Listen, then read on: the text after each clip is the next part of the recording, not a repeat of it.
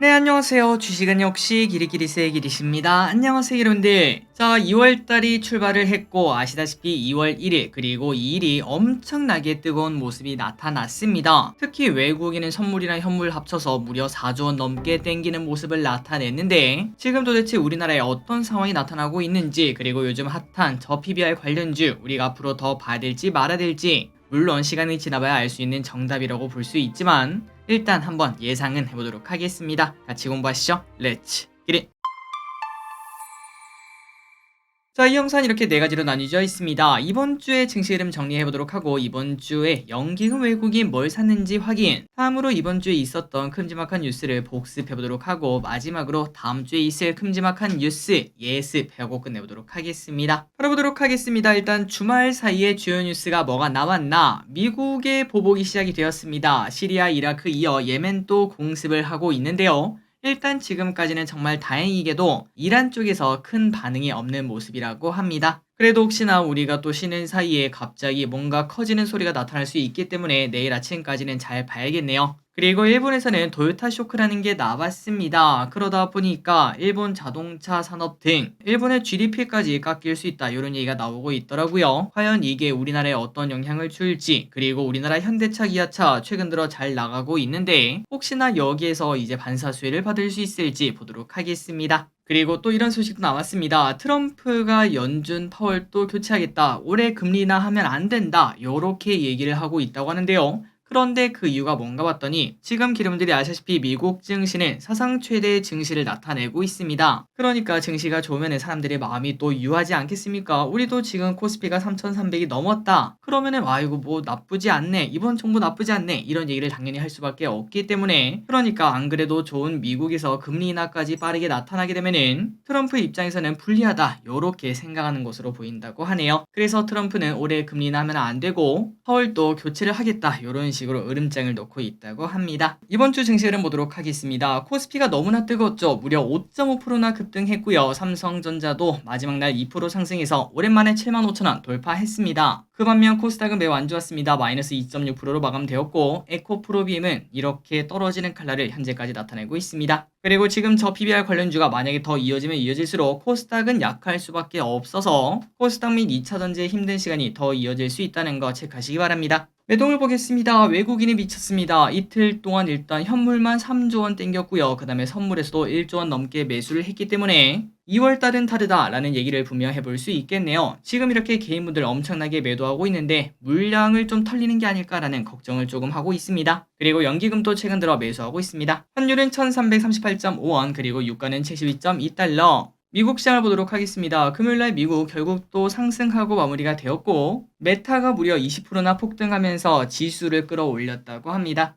미국 10년 외국채 금리를 보도록 하겠습니다. 지금 현재 4.024입니다. 비트코인 같은 경우는 이제 6천만 원 아래쪽에서 지속적으로 머무르고 있어서 종합적으로 봤을 때 코스피는 소폭 상승 출발 가능성이 있습니다. 다음 주 증시 전망 보도록 하겠습니다. 일단 1월 달은 온디바이스, 그 다음에 메타버스, AI 등이 좋은 한 달이었습니다. 하지만 이제 중요한 거는 단기 고점을 쳤다는 거고요. 다음 턴이 올 때까지는 조금 쉬어감이 필요하지 않겠나라고 말씀드리고 싶습니다. 그리고 이 와중에 2차전지도 매롱, 반도체도 피로감 호소 등이 나타나다 보니까 돈이 도대체 갈 곳이 없었죠. 그러다 보니까 정부가 뭐 한다고 했더라 라고 말하면서 만든 섹터가 바로 저 PBR이라고 볼 수 있습니다. 그래서 개인적으로 정부가 2월달, 이번 달이죠, 뭔가를 발표할 텐데 그 전후까지 뜨거울 것으로 일단 보고 있고, 마침 또 총선이 코앞입니다. 그러다 보니까 증시 부양에 힘을 쏟지 않을까라는 의심 충분히 가능하겠죠. 또한 이런 생각을 모두가 해볼 수 있기 때문에 단기간 동안은 저 PBR 관련주에 돈이 쏠릴 것을 볼 수 있습니다. 그리고 중요한 건 이겁니다. 다른 테마주랑은 조금 다른데요. 다른 테마주는 솔직히 말씀드려서 예를 들어 초전도체 관련주, 그런 테마주는 우리가 손이 잘 안 나갑니다. 하지만 이번 같은 경우는 저평가주다 보니까 아마도 여러분들 느끼신 분 계실 거라고 생각해요.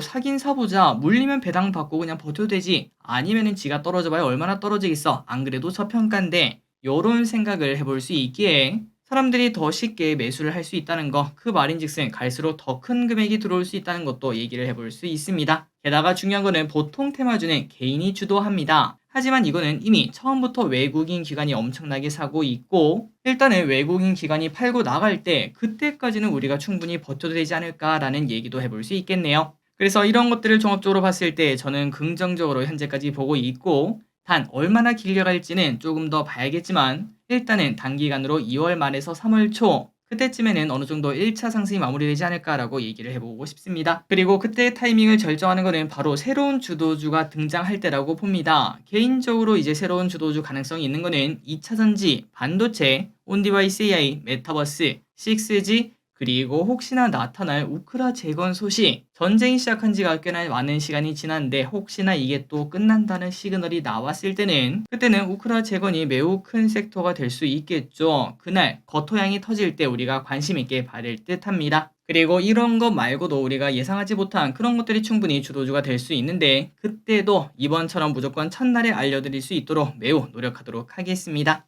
그리고 이것도 이어서 말씀드리도록 하겠습니다. 우리가 주식 투자를 하다 보면은 이렇게 이거 좋을 것 같아요 라고 우리가 모두가 같이 생각을 해도 선봉대, 정찰대를 보내기가 쉽지 않은데요.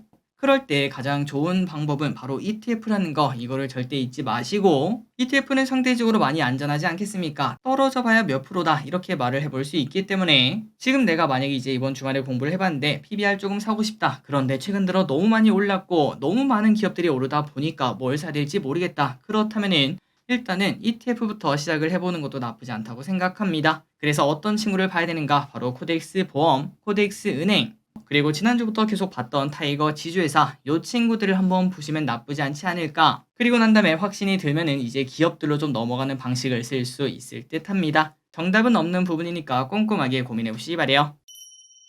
다음입니다. 이번 주 외국인 연기금 완전 쓸어 담았는데 이 와중에 뭘 산지 보도록 할게요. 일단 연기금입니다. 현대차, 신한지주, LG화학, 삼성물산, 포스코DX, 삼성생명, LG, SK, 하나금융지주, KB금융, 이렇게 지주회사 플러스 그 다음에 은행, 자동차 등을 매수하는 모습을 나타내고, 외국인을 보도록 할까요? 현대차, 삼성전자, 기아, KB금융, 삼성물산, 하나금융지주, 삼성바이오로직스, KT, SK스퀘어, 레버리지 등을 매수합니다. 현대차, 기아를 쌍끌이 엄청난 매수를 했습니다. 또 반면 개인 투자자입니다. SK하이닉스, 고버스, 코스닥 레버리지, 엔캠, 현대오토에버, 포스뱅크, 한국항공우주, 금리 액티브 ETF, 삼성전기, 포스코홀딩스. 그래서 현재 개인 투자자의 매수를 보면 저평가주랑은 조금 멀리 있는 걸 확인할 수 있죠. 이런 상황에서 과연 저평가주가 어디까지 달려갈지 계속 보도록 하겠습니다. 다음입니다. 이번 주에 무슨 일이 있었는지 복습해 보도록 하겠습니다. 월요일입니다. 유가가 다시 올라간다는 소식이 나왔습니다. 미군이 죽어서 지금 이제 보복에 나서는 걸 확인할 수 있었죠. 미국에서 중국 바이오 기업과 거래를 금지해야 된다는 법안이 발의가 되면서 삼바가 반사이 기대감이 나온다라는 얘기가 나왔습니다. 화요일입니다. 갑자기 저 PBR 관련주가 슬금슬금 움직이는 모습을 나타내서 처기리시 그 부분에 대해서 충분히 가능성이 있다는 거 말씀드렸습니다. 지금 생각해보면 진짜 뿌듯하네요.